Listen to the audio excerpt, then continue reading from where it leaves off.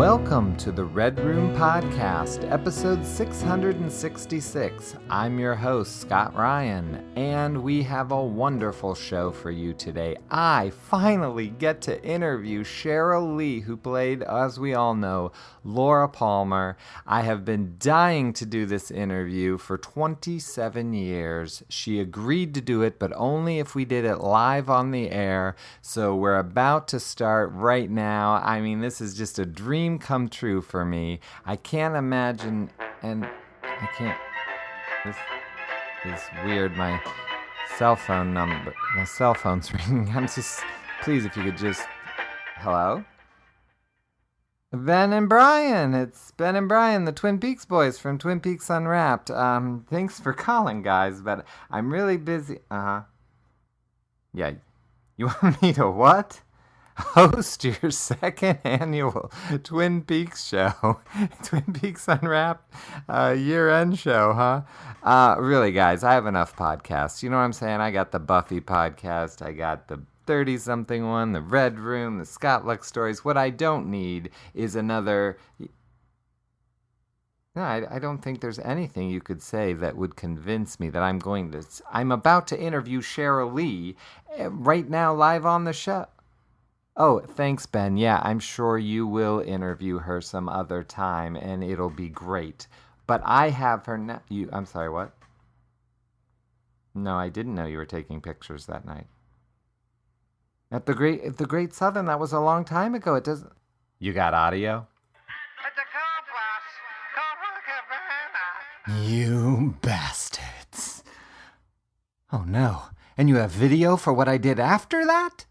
Well, look, guys, Charlotte Stewart's forgiven me for what I did, and she even said that was her favorite dress. You're really gonna do it? YouTube? Vimeo? Post it on all my Facebook pages? Well, you know, my reputation doesn't mean anything, but I can't do this to Charlotte. Guys, I'll do anything, I swear. I'll do anything. What do I have to do to get you not to release this against me? You drive a hard bargain, but I'll do it. I'll host the show. And yes, Bryon, I'll even sing the theme song. I got idea, man. Welcome to the second annual Best of Twin Peaks Unwrapped podcast. I'm your your grateful host, Scott Ryan, who used to be known as Mr. Cheryl Lee until he just didn't call her and missed an interview with her. But who cares about getting to hear from Cheryl Lee when you can hear from Michael Horse, who played Hawk, and he may have even mentioned some cast members being in season 3 before the cast list was even posted. Let's listen to this very important clip over listening to a new interview with Cheryl Lee. Well, and shout out to all the Twin Peaks fans. You know, they're the greatest fans. Those people out there wondering if the new series is going to be good. Yes. I mean, we're all being very secretive about it. But, you know, I thought with all this good, it's been the best television in the last 10 years I've ever seen. You know, Fargo's wonderful, and True Detectives was probably one of the best things I've ever seen, and Game of Thrones. And great stuff. I thought, you know, will the fans be disappointed? You know, about 3 days into doing it, I went, no, they won't. You know, there's nobody like David. He made so many things possible, David did, and shout-outs to Mark, too, you know, but he opened so many doors, and, you know, I didn't know how the new cast would be, and everybody was Kyle was so kind and so excited to see everybody, and it's just wonderful, and there's all kinds of new little hip kids that are going to be in it, so awesome. I'm just, and I have some great things to do. They were very generous with what I have to do in it, and I'm pretty excited about it. Yeah, and you were recently on the new Twin Peaks promo for Showtime, and you were so good, and it was like I got shivers, and it was like I felt like the mystery really was alive. It was amazing. Location sometimes becomes a character. There's a lot of holy places up here, a lot of sacred places. I can't put my finger on how I would describe it. It just touches something in the psyche. It's almost like being in a moving painting.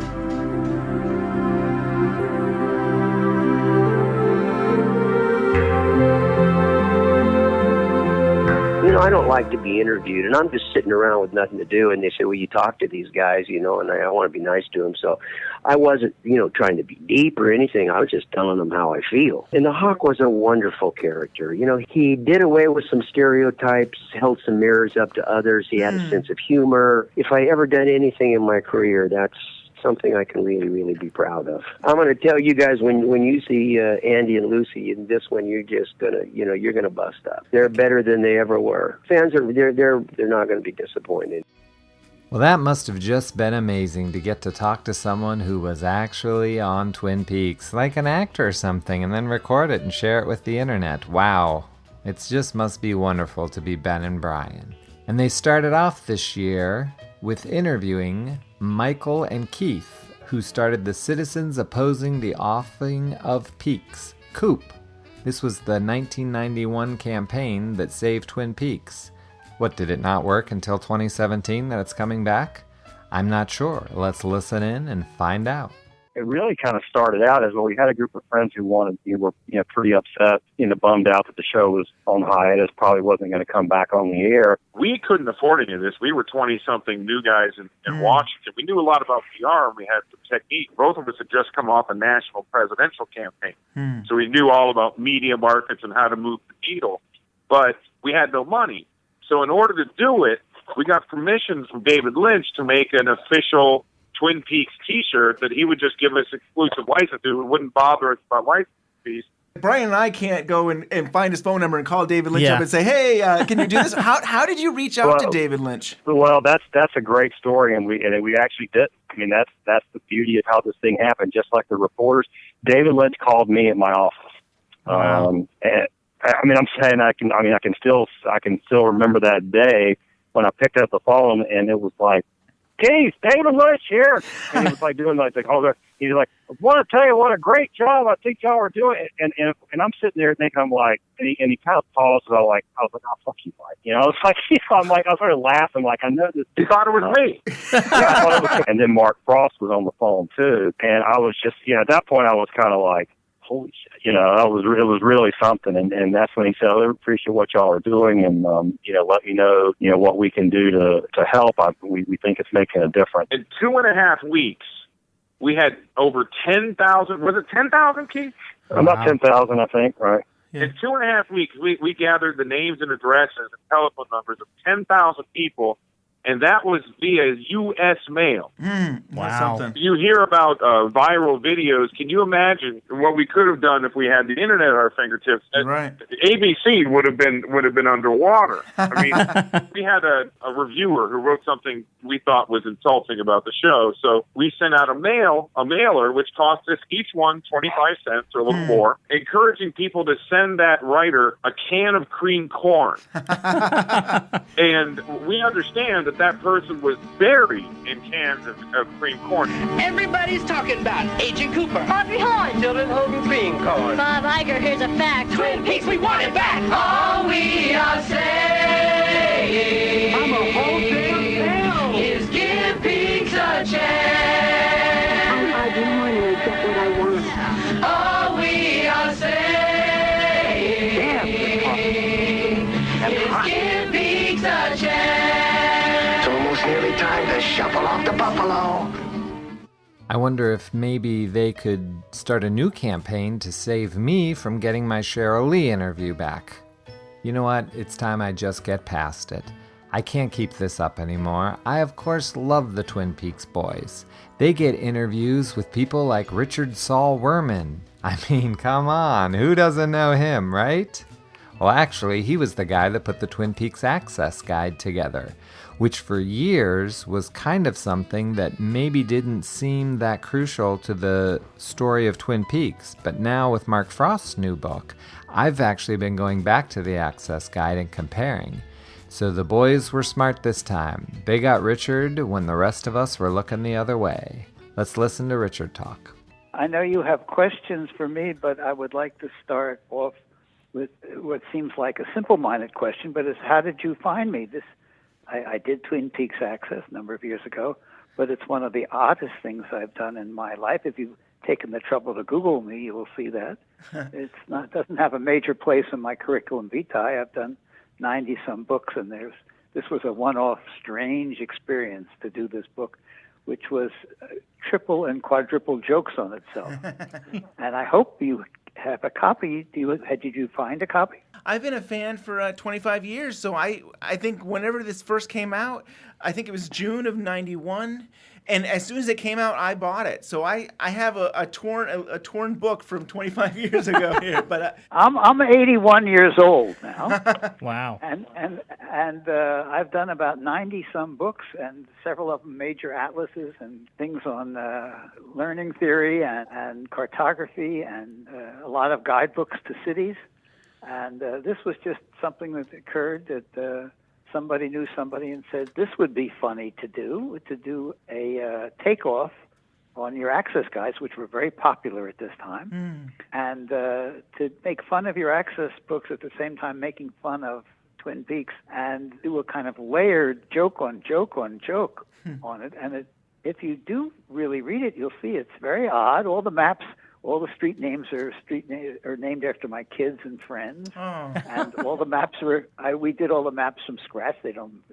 Nothing is meaningful in the whole thing. The whole thing is a made-up fantasy. I went out to the set and sat at the counter, got some inspiration there, and David Lynch took the photo on the cover, and he took the photos of the taxicab section of the book. He took those photos. Oh, wow. And they're all meant to be fuzzy and out of focus. Everything's meant to look very unprofessional. And then the opening letter to the book, a letter from the mayor, is to me and gives me permission to do this book for the city. And I mean, it's all very funny piece. But I will tell you that some of the strange things about this, when I did this, I was also doing a lot of work in Japan, and they all had it in Japanese. It was translated into Japanese, and it was translated into Dutch. Oh, it was wow. translated into about 10 different languages. This book. It was a strange exercise. Yeah, I wasn't sure what your involvement was because I mean, I think on the binder there it mentions you, Lynch, and Frost. But then in the back it brings up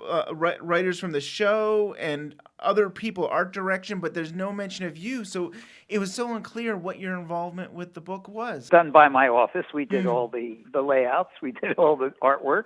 Michael Everett worked for me. He was the art director of it for me. But then some of the writers all contributed ideas of what we could, research and write and do things. And most of them came out of Michael Everett and myself thinking of these things to do. Yeah, there's some interesting things where there was like the Bookhouse Boys and they have like a passion play. And well, we just made up our own thing. I mean, we were trying to mirror the show and take it to an even odder place. And I mean, when we showed that hand with fingers cut off, and that didn't appear in the show, we just made up that joke. That was all. That's something. And so did you go to like Twin Peaks scripts too? Did you like research it through? Well, all kinds of stuff. It's a long time ago, but I went out to the set. I talked to people. We talked to some of the various people on the show, and we then just dreamed about what silly place we could take everything. Great job, guys, thinking about getting the Twin Peaks Access Guide author. Now we move on to someone who is special and dear to my heart, and not just because somewhere out there there's video footage that could ruin both our careers. The boys landed an interview with Charlotte Stewart, who played Betty Briggs and, of course, was in David Lynch's Eraserhead. This time, she talks about being in David Lynch's bed. Why not? Back in the day, and still, as of today, I will always work for a student filmmaker. I don't care if it pays or not or whatever, but time I had done several student films for, USC students and UCLA and all. I got a call. My roommate at the time was working with Jack Fisk as a volunteer at AFI, American Film Institute. And she came home and she said, there's this student director who's looking for an actress. And I told him my roommate's an actress. And he said, great. So he came to dinner with his wife, Peggy, and he brought the script, and I was cast as Mariette. So I was doing the Waltons at the time, and then I started Little House on the Prairie right after that. But, you probably know about Eraserhead. It took about 4 years to shoot, about 4 years to edit. And so for the next 4 years, I was in and out of Little House on the Prairie, Miss Beadle costumes, and back into Mariette. I never expected that. When the movie was released, or before it was released, he showed it to us at AFI, and it was about I think at the time it was about 2.5 hours long. Wow. And he said, what do you think? Mm-hmm. David, I think it's like a toothache. It hurts so bad. Wow. He said, swell. That's funny. Yes, he had in mind to shoot a scene where Henry, in the middle of the night, pushes on Mary's stomach and breaks through into her womb and finds all these fetuses. And so he had, this was before we started shooting, I had to go to his house, lay down on a cot or a bed, and he painted me with this moulage, it's called. It's like a rubber, kind of rubberized mixture, and then plaster of Paris cast. And this was from just below my chin all the way down to my pubic hair. Oh my! Naked. I didn't know David. I had my roommate with me there, Doreen. Wow. And we had to do that. And I just went ahead and did it. And it turned out he couldn't use it. The effect didn't work very good. So he gave me the cast. I have it to this day. To this day? Isn't that something? That's cool. I have it hanging in my bedroom. And when I was just up in North Bend to shoot the new Twin Peaks, I finished my day of shooting, and I went over to give him a hug goodbye, and he says to the entire room, crew, and everybody, I had Charlotte naked in my bed. Wow. And I just looked at him and smiled. We just left it at that. Oh. It is always a delight to hear from Charlotte Stewart, and if you have not purchased her wonderful book, Little House in Hollywood Hills, you need to go right out there and get it because it's an amazing book. Another amazing writer was Harley Peyton. He wrote some of the best episodes of Twin Peaks throughout season 1, and then wrote maybe some of the lesser known ones in season 2. But what really matters is he wrote the episode that I love. I think it's around episode 26. I call it the happy scene, when Annie and Coop have that dialogue and David Lynch has his time with Shelley. It might actually be my all-time favorite Twin Peaks scene. And Harley was a great writer.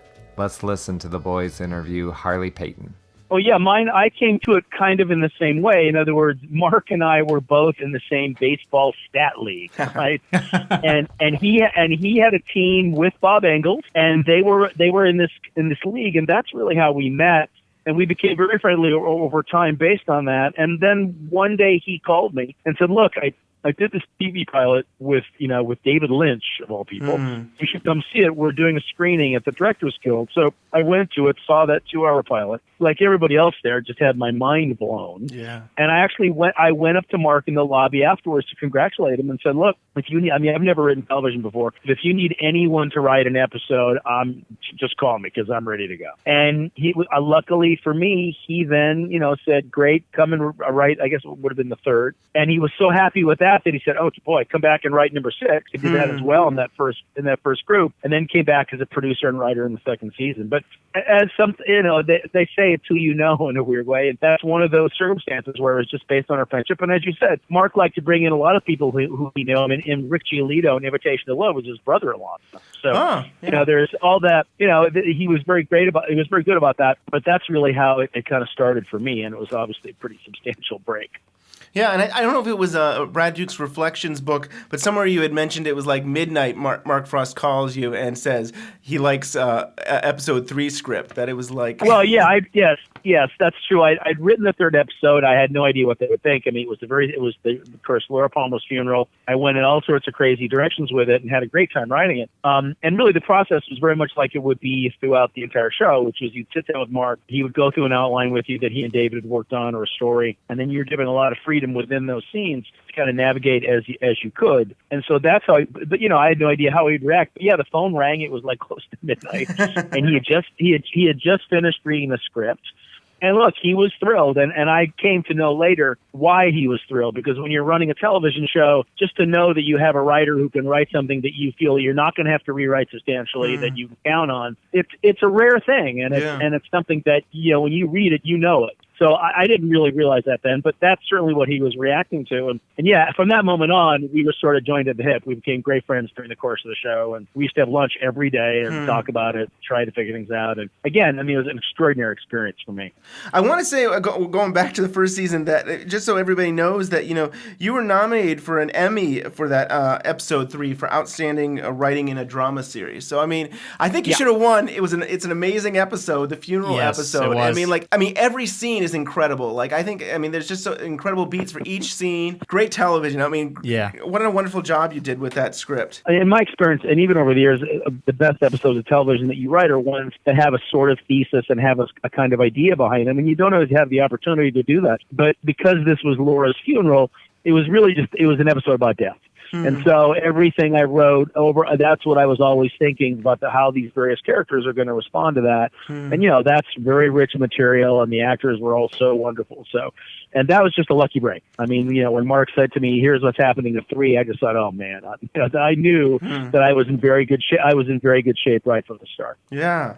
And I think in the second season, at least Todd Holland had said that David Lynch had some kind of exhibit in Japan, and he maybe was doing other things, because it seems like he wasn't always around in the second season. It's always not clear. Well, yeah, it's the weird thing. I've talked about this a lot because I feel like it's just not my memory. In other words, in the first season, because he was doing Wild at Heart, and he just wasn't there that much. I mean, he and Mark were obviously constantly working on all the stories, and all that stuff came out of the both of them. But in the second season, look, David's office was right across the way from mine. And actually, and to me, the real absence in that season, although I'm sure Todd may be right about Japan, but the real absence in that season was Mark, because Mark went off to direct the movie. Yeah, Storyville. Something that, by the way, I know he probably wishes he hadn't done now in the fullness of time. But yeah, he left to direct a movie, and it's funny you should mention Todd Holland, because the reason I know David was there and very involved is that Todd called me one night, and this was my midnight phone call, and he said, "Look, I just got off the phone with David, and he had all these notes, but my whole day is set for tomorrow morning. I can't really shoot what I planned because of the things that he was talking to me about." And I said, "Look, shoot your day exactly like you planned it, and I'll handle this." And then I talked to Mark, who I think was probably then in New Orleans, and said, "Look, David can't give notes, at 11 at night, the night before we're shooting. It makes it impossible for production." What are the kind of conversations you have on any television show? And he said, "Fine, no problem. I'll take care of it." And I got a phone call from David the next day, which I remember to this day. He was not too happy. This was before meditation, I guess. Oh. And so believe me, he was there. And very active. I mean, he directed a bunch of episodes. Yeah. And, and maybe Dave was always doing a lot of stuff. But there is this weird urban legend that, David was there in season 1 and gone in season 2, and that's just not true. Harley is always super entertaining, and it was great to hear from him. He's also wonderful on Twitter, so if you're not following him on Twitter, you're really missing out.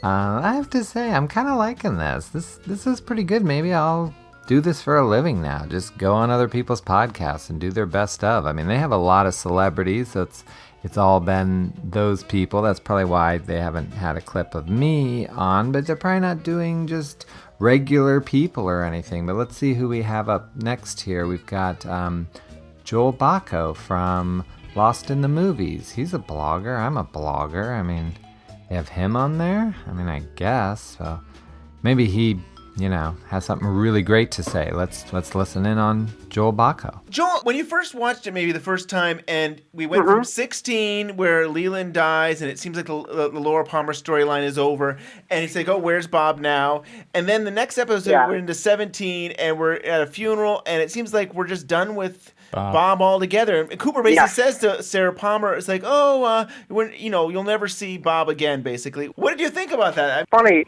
I can't totally remember my reaction. I think I felt kind of funny about that scene, like something didn't quite feel right. But I can't remember my reaction to that so much as the wake scene.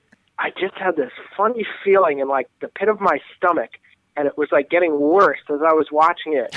And this feeling of dread just started to creep up on me. And it sort of, as they're like telling all these corny jokes, they're playing that awful music, and just like everybody's, and I'm like, wait a second, they're at a wake. Like, I'm mentally comparing it to the Laura's funeral scene, which was so dramatic, and it had humor, but it was very dark humor. It was all about the importance of her and her death. And this is like Leland, one of the biggest characters on the show. You kill her, and everybody, you would never know whose funeral they're at. They're laughing and joking, and they're, trading barbs and it makes no sense. Even if Twin Peaks isn't a realistic show, it makes no total sense whatsoever to have a wake for the respected member of the town who is a serial killer, who killed his own daughter, who may have been possessed by an evil spirit from the woods, and everyone there is telling like fishing jokes and, hey, I haven't seen you since you were in Hawaii, and they're grinning ear to ear like there's not an unhappy person in that room. It is so absurd. It is. And not in a good way. So the moment that turned it was when the two brothers are pushing each other, and two people we've never seen. I think the mayor was in one scene. Yeah, he's on pilot. Two strangers. And they're pushing each other into the pies, and the music's doing its like little drum roll, and I just said, oh my God, this is becoming a sitcom. I can't believe this is happening. And I was like horrified. So for me, all of the next episodes were very colored by that, and I got through them pretty quickly because I think it was a good thing that I'd converted all my DVD queues to Twin Peaks, so I could move through that quickly. But I just did not have a very good impression overall of all of it. And I think I had a couple problems. One of them, was obviously, as we just discussed, the fact that it didn't deliver at all on the stuff that had been building up to that point. It just took a total detour. And then also, I didn't like how many plots were set up. Oh, yeah. And I thought, well, this is going to be going somewhere. And they all just dropped after 3 or 4 episodes. Like, I thought, okay, this James Evelyn thing, it can't just be she's trying to... There's got to be something deeper going on. It's connected to this or that or the town or there's a... And it was like, nope, just what you thought it was, and it's over. And little Nicky, he's not the devil, he's gone. And then he's out. Yeah. And just realizing that the writers had no offense. Love, Harley Peyton and Bob Engels, and they did a lot of great work on there. But I think they were left without any safety net. Yeah. Like Frost and Lynch just kind of left them without any sort of guidance. And it was like, well, what the hell can we do now? And they're sort of they lost the storyline they wanted to use. So I have some sympathy for them, but really it just was very disillusioning. And then when it got to the end of that Josie episode, a lot of people really like that episode, and they feel like the moment when Bob and the little man pop up on the couch, or the bed, it's like, oh, good, Twin Peaks is back. Thank God. For me, it was the opposite. I watched that scene, and I just felt like nothing, and I thought, now they've ruined the mythology too. Yeah. This didn't feel like at all how Lynch would shoot Bob or the little man. And then it's like, what is this ridiculous doorknob? So that was kind of the low point for me on the first watch. I think since then it sort of feels like, okay, maybe that's the beginning of a comeback or something like that. But I remember being very disenchanted. And as it turns out, I think a lot of people. So it's good to hear Bryan's sort of fresh take without too much influence, because it does seem like a lot of people kind of have that experience where they get kind of disillusioned with it at that point, Yeah. But when I watched it the second time, I thought, oh, you know what, this isn't as bad as I remembered. It's got a lot of good moments. I think that time watching it, I was kind of into the characters and performances. I thought they're having fun with it, but it still felt a little pointless. It felt like, okay, this isn't as bad as I remembered, but it still doesn't feel. And then as I started doing the journey through Twin Peaks and all that stuff, I kind of got to see more of the value, how even though I still feel like they made so many mistakes going in this direction, I think ultimately where they take it, in retrospect, I wouldn't say justifies, but it at least puts a lot of the stuff, I think particularly with Cooper, in a larger context where it kind of works, or at least builds towards something that works. Well, great job, Joel. That was actually very entertaining. He always is. I don't know why there couldn't be me in there, but that was fine. Let's see who we have next up. John Thorne. Isn't that the guy that came up with the worst theory about Twin Peaks of all time? They're gonna have him on here? Okay, yeah, he co-founded Wrapped in Plastic and is known in select groups as the godfather of Twin Peaks, although rumor has it he's the one that coined that own name for himself. Godfather of Twin Peaks? I got news for you. Deer Meadow, it's real, my friend. It's real. Basically what I've done is I've taken what I think is the more important and pertinent information from the magazine that had to do with Twin Peaks. And I tried to compile it into a book that had some sort of logical flow to it. And basically, I took, well, let me tell you what it's not real quick, and then I'll get back to Sure. It is not a reprint of the magazine. Mm-hmm. So if anyone out there thinks they're getting a glossy magazine-sized book with pictures, that's not what this is. This is all text, and it is more of a trade paperback-sized book. And there are reasons for why it is that way and why it's not the magazine. We can talk about that if you want, but I had a lot of material on Twin Peaks that was scattered throughout those magazines. A lot of interview material, a lot of episode guide material, and some essays.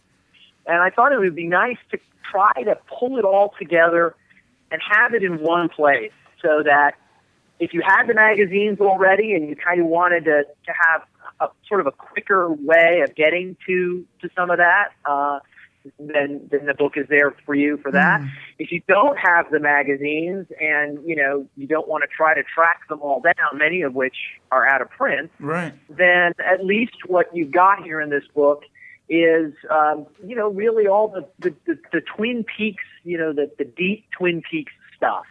Or at least a great deal of it. Now, there's a lot of Twin Peaks stuff that's still in the magazine that, for various reasons, didn't belong in this book, or just I thought better to keep the magazine too. Though I'm very proud of that work that Craig and I did, and I want it to sort of have its own life as well. So there's a lot of things there. So what I did essentially is I thought let's sort of chronologically, follow Twin Peaks as it aired. So put an episode guide in there, and then comment on each episode, and take any material that would fit with that episode from either interviews or some of the script analysis that we did, and put it, with that episode. So you got an episode guide with lots of little tidbits that follow it. That's the bulk of the book. The last third of the book is Fire Walk with Me. So there's essays there. There's a chapter that's essentially a brief oral history of the film from as many of the principals as we could interview, and some other goodies scattered here and there. So there he was, the godfather of Twin Peaks, John Thorne, talking with the Twin Peaks boys. It's nickname meets nickname. If you haven't picked up John's Essential Wrapped in Plastic from Amazon, you've got to do it. It's an amazing book. Takes all of Wrapped in Plastic and puts it in one place. It's wonderful. You can really get some great essays and theories from John. Now, if you want to get the true story of Twin Peaks from the people who created it, that's when you go to Brad Dukes and his book, Reflections, An Oral History of Twin Peaks. This book was so much fun to read because you actually get to hear from everyone. And Brad, of course, came on the show, Twin Peaks Unwrapped, to talk about his book. And my first question is really why do you love Twin Peaks? I mean, you've written a book. I mean, some of your shows, some of your podcasts have been on Twin Peaks. What is it about Twin Peaks that you love so much? It's just ingrained in my soul and my being. And aside from watching the show, God knows how many times, and going up to the festival and making so many friends. I mean, I literally swap text messages with my Twin Peaks friends every day. So, I mean, if something happens with Twin Peaks, I get a text message from my own mom. So it's impossible for me to escape it, especially with the upcoming revival on Showtime. So tell us, how did you get involved? How did you start this new podcast? It's not just about Twin Peaks, but the Brad Dukes show. How did that come about? Well, ever since I finished Reflections, I needed a creative outlet, and I just realized I love having conversations with people I find interesting. And it's nice to have a forum that I own completely and that I can reach out to whomever I please. So it's really nice, and I just love documenting people's lives and their stories. And I've really enjoyed it. I mean, you had one show that was on the movie Clue, and you've had a bunch of really interesting, besides Twin Peaks, really great guests. Yeah, and I think I really needed some kind of outlet, especially in 2016, because we've got another year before Twin Peaks comes back. Yep. I figured I better make the best of some time before things get really crazy. Cool. And we both recently just had Harley Peyton on the show, and that was pretty cool for us both to get to interview him. Yeah, I love Harley so much. He is so funny. And one thing, when I was doing my book and my old website, when I would be typing out Harley's words, I would just think to myself, I'm not doing this guy justice, because he's just so funny and insightful when you talk to him. And he's he's got this sense of humor that you can really tell that's the guy who made some of Albert Rosenfield's greatest hits. It's true. Yeah. When we spoke to him too, that I had heard that there was talk about actually doing an Albert spinoff, and I guess Harley didn't remember hearing anything about that. But I said, you really should have been the executive producer if there had been a spinoff of Albert. I know David and Mark wrote all of the upcoming Showtime Twin Peaks, but I do wish Harley could have had one pass at some of those characters just to pepper in some of his trademark quotes. Definitely. Yeah. And at the end of that episode, you got to read a Steven Spielberg letter to ABC.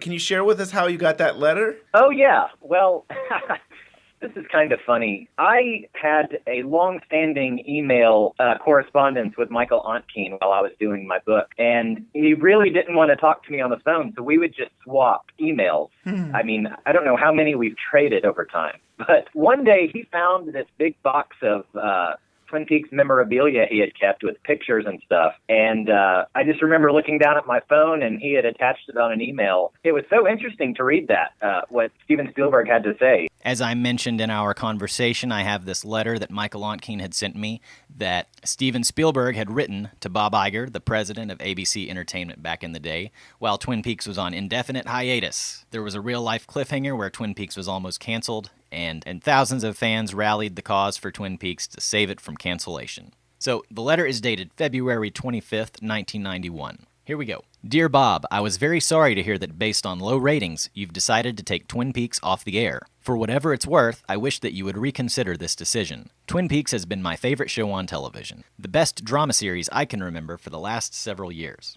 Yes, it is entirely esoteric, erratic, and sometimes even erotic, but it's an oasis in the television experience in which to find imagination, originality, and good mystery. I'm slowly understanding the television ratings game, especially on the network level. I'm sure you'll agree that Twin Peaks would still be running if it were produced by HBO, Showtime, or one of the other numerous cable television stations. I would hope that ABC, in staying competitive with not only their arch-rivals NBC, CBS, and Fox, but also with the ever-increasing share of the market being taken over by cable, would wish to please millions of Twin Peaks fans and viewers like myself, who are perhaps less the majority in our TV tastes, and much more particular at what we enjoy, by not only renewing Twin Peaks, but also rescheduling it on a weeknight. All my best, Steven Spielberg.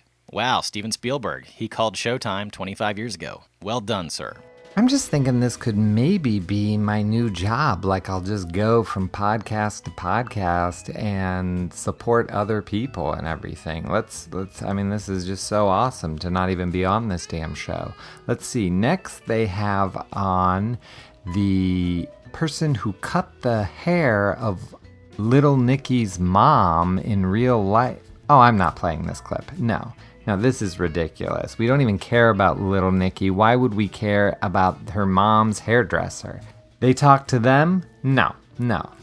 I'm taking over here. We're going to play a clip from Mr. Sheryl Lee, or the former Mr. Sheryl Lee, Scott Ryan, about his documentary, A Voyage to Twin Peaks, which played at the Great Southern.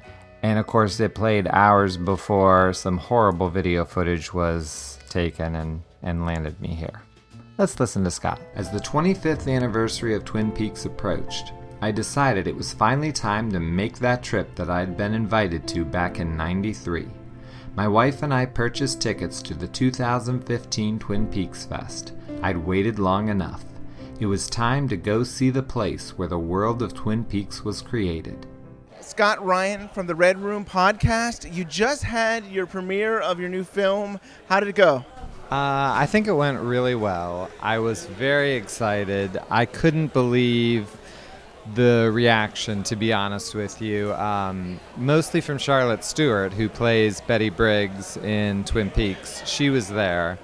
And as soon as it was over, she came up to me and just said, "Way to go, Scott." And I don't know, that it means more than, it's hard to express. You know what I mean? Like, to have someone from Twin Peaks like what you make about Twin Peaks, it was just awesome. It was a great, great day.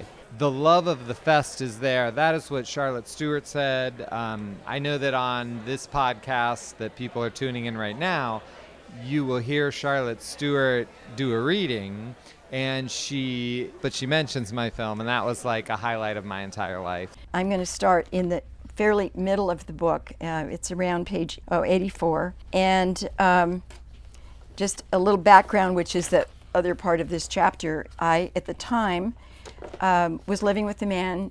I'm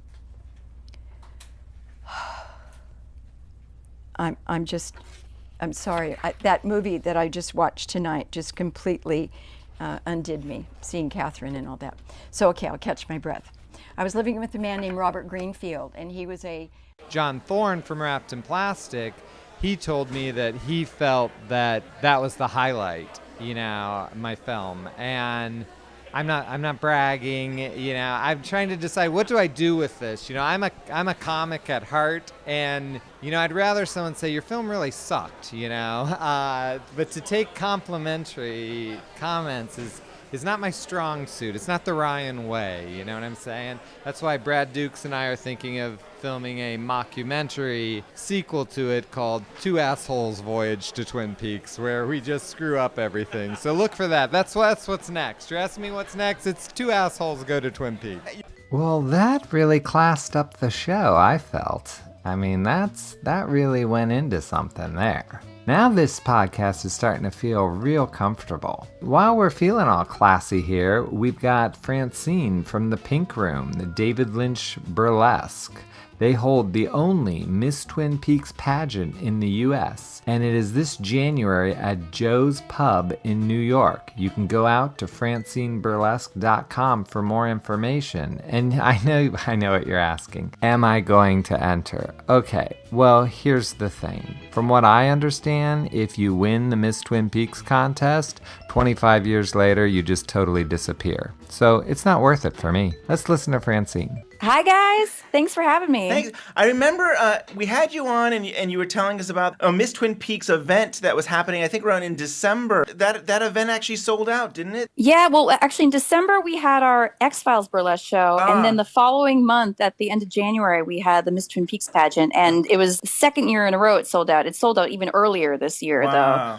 It was like, I think a week beforehand, it was basically sold out. So, yeah, it was an amazing show, amazing attendance. The audience is always fantastic. And I won this year. That's awesome.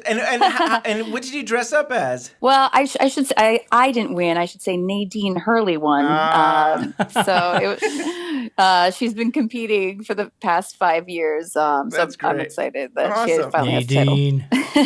And then the next thing for us is we're doing the Miss Twin Peaks pageant, which is going to be on, mark this in your calendars, January 21st this year. Very cool. Or next year, 2017. I feel like you just had one last January. Right? Yeah, right. I know. It seems like yesterday, right? I won. I keep forgetting. I won. I missed Twin Peaks. There you go. Yes. I keep forgetting. I need to wear my tiara more often. Do you think you're going to win again? No, I don't think so. I think that's against the rules. 2 years in a row? Yeah, that can't. No, is it a surprise what the theme is going to be or what character you're going to be?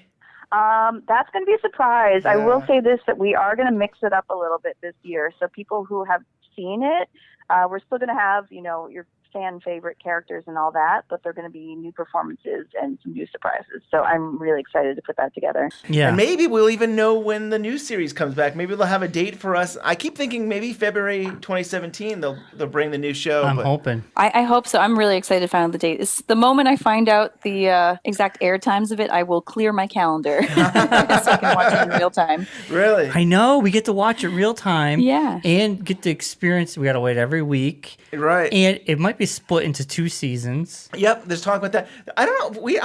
We've talked about this on the air, Bryan, but there's also talk about releasing it in the theaters. They haven't been clear what they're going to do. It could be like the season premiere in the theater. Right. That'd be kind of cool to actually go to a theater and see new Twin Peaks. They do that now with Game of Thrones. Do they? The season premiere, select cities, they put the season premiere in the theater. That would be a lot of fun, but you'd have to find a special theater that's doing it in your area. Yeah. Ben and myself were huge Lost fans. In the final season, they did a special in the movie theater. That's right. The Q&A. And me and Ben, we went to it. It was live, too. It was live satellite where we sat down. Before the final episode. Yeah, it was a lot of fun. Yeah. Francine, do you want to share with everybody how they can reach you, how they can go to the Pink Room? Yeah, absolutely. I think you can check out my website, francineburlesque.com, and there's a whole segment on the Pink Room there. You can follow me on Twitter. That's the best way, honestly, for me personally, because then I can interact with people. If they have questions, you can tweet at me. I'm at Francine D, so that's FRANCINED.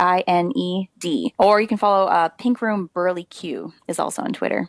And you can find me on Facebook. The Pink Room's on Facebook and Instagram and all that fun stuff too. So yeah, cool. Yeah, it's the Pink Room David Lynch Burlesque. Awesome. Thank you so much for having me. This has been so much fun. I'm guessing the reason they had me host this instead of Francine is because this is sound only, and if I have a feeling if it was on television or YouTube, I would not be the host. As you may know, I watched Twin Peaks when it originally aired back in 1990 and have been a fan for the last 26 years. Bryan, as you may know, watched Twin Peaks a whole 45 minutes ago, therefore, of course, he's interviewed Mark Frost and I haven't.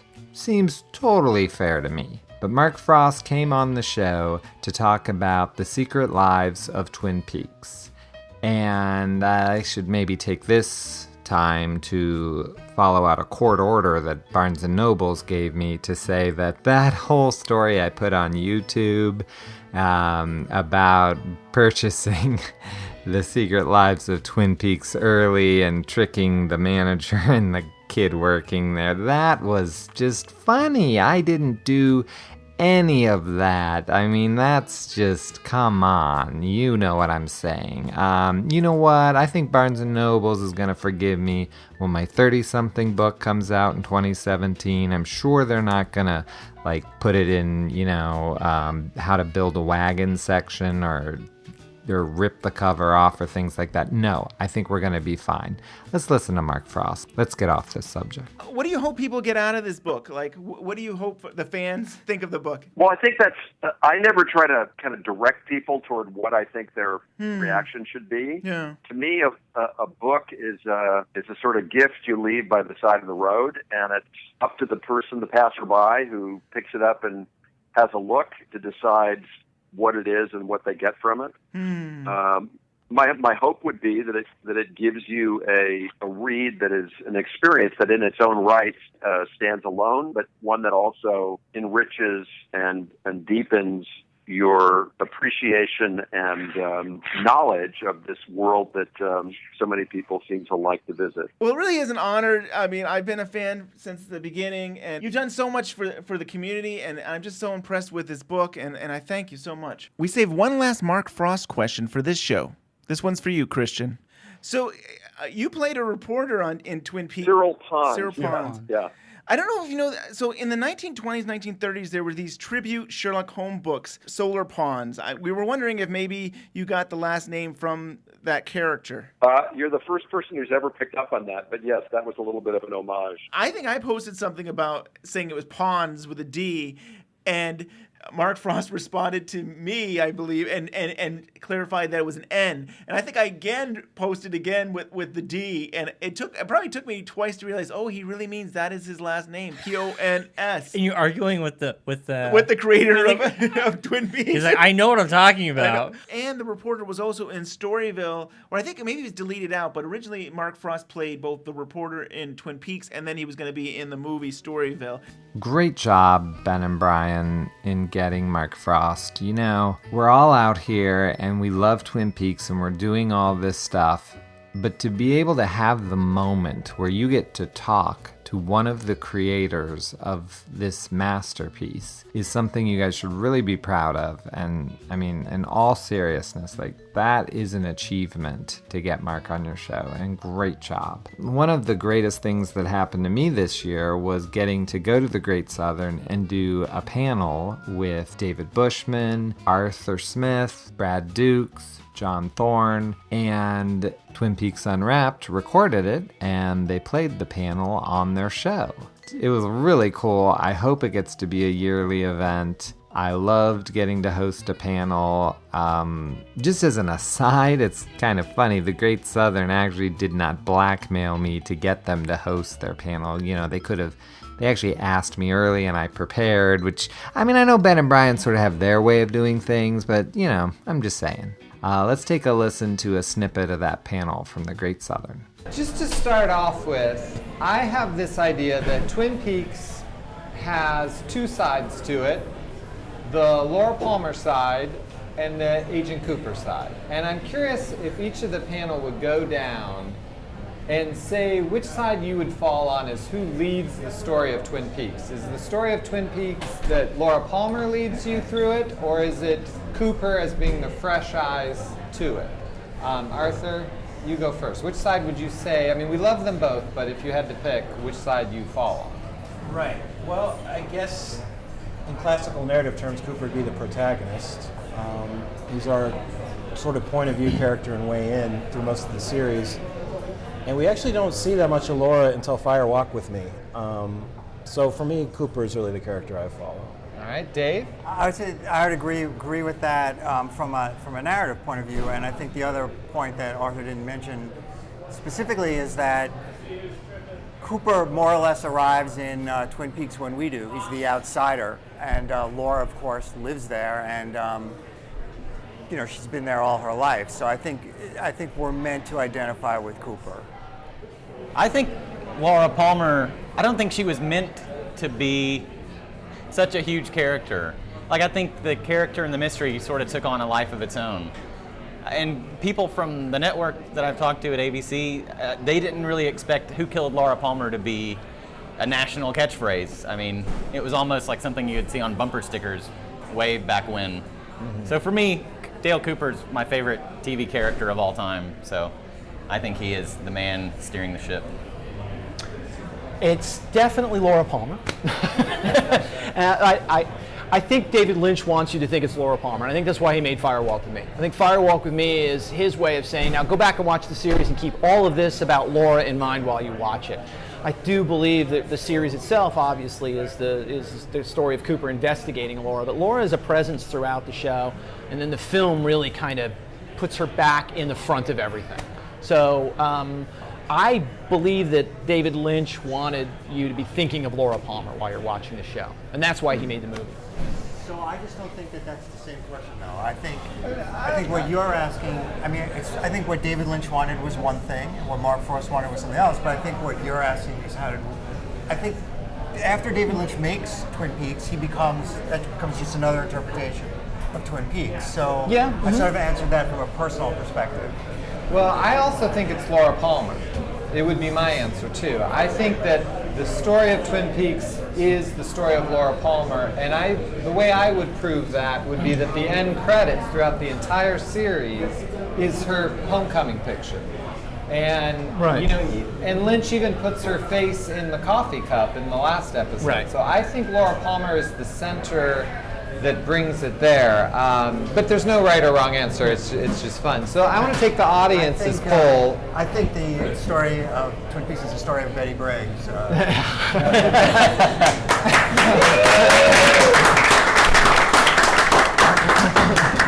I'm curious what the audience thinks. Those of you who would say Agent Cooper is the path you go down, let's hear a round of applause. And what about Laura Palmer? Yeah, it's evenly split. So, well, Scott, here's something I thought about. Would you recommend somebody who hasn't seen any Twin Peaks, but they know Lynch, they know what they're in for, and they're curious? Do you think it would be advisable to watch Fire Walk with Me first? I don't think it would be advisable, because I think the fun part of Twin Peaks is not knowing who did it, and when you see Fire Walk with Me, it's just, it's not surprising at all. Yeah, I have a quick comment about that. That's a famous question. Should I watch Fire Walk with Me first or the series first? Because Fire Walk with Me takes place before. I believe that you should watch the series first because it was made first, and then you should watch Fire Walk with Me, and then you better watch the series again right after you watch Fire Walk with Me. I think Fire Walk with Me demands you watch it again. And you should also read The Secret Diary of Laura Palmer after episode 8, but before episode 9. And then read Cooper's diary around episode 13 in season 2, I think. Yeah, around that there. sounds right. So there it is, the second annual Twin Peaks Unwrapped clip show. I've been playing a little character here, huh? How about that? It's time I admit I was not actually blackmailed to do this. Charlotte Stewart was actually very willing and able that night in the Great Southern, and neither of us care if that footage hits YouTube. Seriously, I want to congratulate Ben and Bryon on what they do week in and week out. I've been doing a podcast we're going on like 5.5 years. We've never done one every week. I mean, maybe in the very, very beginning. But now we're out at like every 3 weeks or sometimes one a month. To keep the pace that Ben and Bryon do, to do a new thing every week is ridiculous. They will tell you, when I talk to them in real life, I beg them, take a week off. See your family. Well, maybe not your family. I don't know. That's maybe not a selling point. But to just keep this quality and look at the people they've had. I mean, they had Mark Frost and Hawk and Brad and John and Joel and David Bushman and myself. We all come on here because we respect them. And they do such an amazing job. But they do it week in and week out. That's crazy. I mean, we need to start a Twitter thing, hashtag take a freaking vacation, and get these boys to rest up. But, I guess they won't. They'll still be putting out quality shows. They're covering David Lynch's movies. They have these interviews. They're just doing a great job. And it's always been an honor for me that I've been able to come on and talk about whatever I've got going in the Twin Peaks world or anything else. And this community of Twin Peaks people is amazing. We were all on that panel, and Peter Dom from Welcome to Twin Peaks was there, and we all get together and we have this time.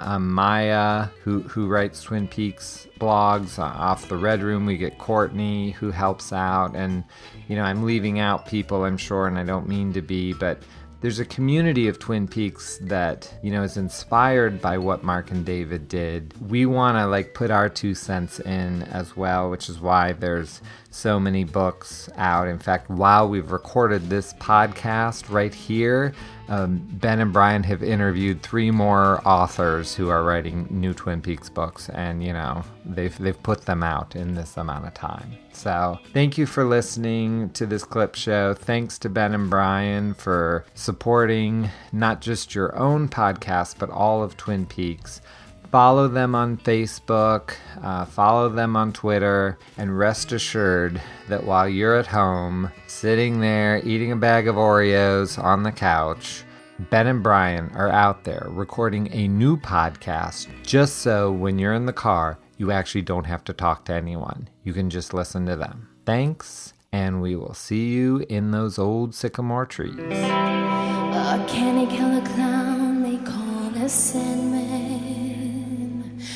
Tiptoes to my room every night, just to sprinkle stardust and to whisper go to sleep, everything is alright. I close my eyes, then I drift away into the magic night.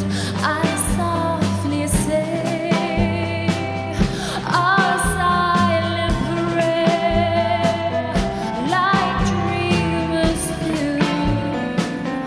Then I fall asleep to dream my dreams of you. In dreams I walk with you. In dreams I talk to you. In dreams you're mine. All the time we're together. In dreams,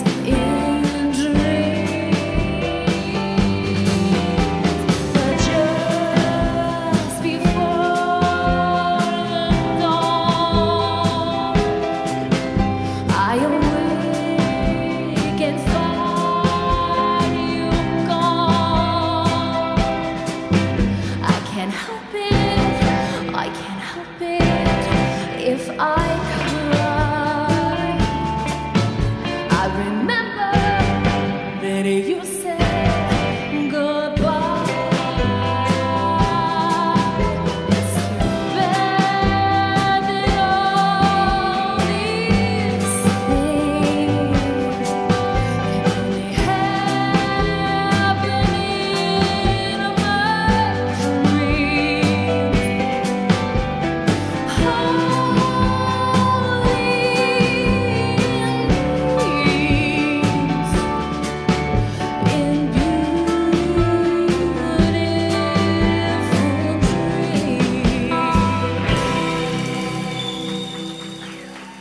All audio from today's show was from Silencio, a tribute to the works of David Lynch and Angelo Badalamenti. Please check them out at deslencio.net.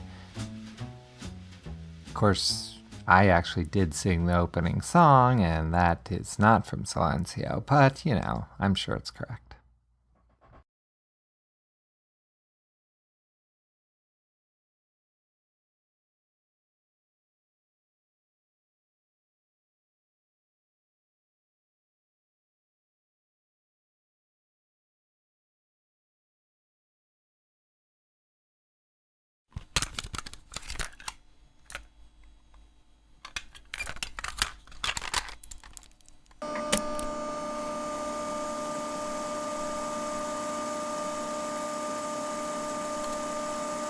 You guys seem to have a great working chemistry with one another. How did you become friends? How did we become friends, Oh, Brad? man. What's the story behind this? So, the way I remember it, and correct me if I'm wrong, oh, God, this is going to go way back in the Wayback Machine. I met you going to his Nuntuck because I started community college in Enfield, and they were starting up the radio station. I was interested in that, and I got involved, and you worked for the guy running the radio station. Yes. I can't pinpoint the first day we met. It's No, weird. I can't either. But the funny thing is, I feel like you've been there forever. I feel like you were always part of that culture. It's so weird. It's just one day you're there on the radio. Yes. What year did you start there? What time? In 2002? 2002 maybe? I don't think the radio station started until like that time, 2003. Yeah. So it was a year early. And then I met you around that time. Yeah, Right? I think we're both kind of geeky. I think we're both into we have similar interests. But I would come around while you guys were doing your show and just say hi, and I knew your co-host before you. And Yes, stuff. So yep. I think that helped that we could hang out a little bit sometimes. Yeah. But it's funny how I think for years people would say you and I should hang out because we were maybe like. So Ben, I was looking for a job. You and Tracy, your wife, were gonna have your first baby. Yes. And So Tracy had to leave work, and transitioning were happening at at LCTV where I work now. And you were like, "Hey, Bryon, there's going to be an opening at LCTV. You should go apply." And I did. And I actually came to your work. You helped me with my application, my resume. Right. And you drove me there. Yes. You introduced me to everybody. Oh, to the boss. To the boss. Yep. And I got the job. Yep. Yeah. And So I think you all. I put a good word in for you. Yes. After that, I mean, so your boss would always say, "Why don't you hang out with Bryon?" or "Why don't you hang out with Ben?" Yes. And Yes. I think my wife would say that, and people would always say, like, "Why aren't we hanging out?" And Yeah. I do think, we do have good chemistry, and we have very similar taste. And it's scary. More recently, it seems like we're on the same page on things. We write the same things. We say the same things sometimes. So We're I guess, synced. Yeah. Prior to doing the podcast together, we would hang out and talk to each other. Even though I wasn't in the Zuntuck anymore, we would talk about Lost. We went to the Lost event together. Yeah, it was a theater event. You're right. And Like you're that. involved with public access. Is that how we would run into each other, or just I guess probably because of my wife, you guys work and stuff too. But yeah, I'm just trying to think. It's funny. It is funny how we always run into each other talking about video games and movies and TV and. So that's how we became friends, right? Yeah. Yeah. I mean, it's just been this I long. think We're like the same person Yeah, sometimes. I think it's just a matter of years went by, and finally it's like, okay, let's really. I think like our friendship really Blossomed. Blossomed through this podcast. Yes, right? I mean, I agree. because I feel like now we're talking to each other daily or texting or email and stuff. Whereas before this podcast, we would like run into each other every once in a while and say, "Oh yeah, do you know?" Yeah, we start like talking forever. Yeah. The friendship has become stronger, and I guess blossom is a weird word to use, but I'm going to use it.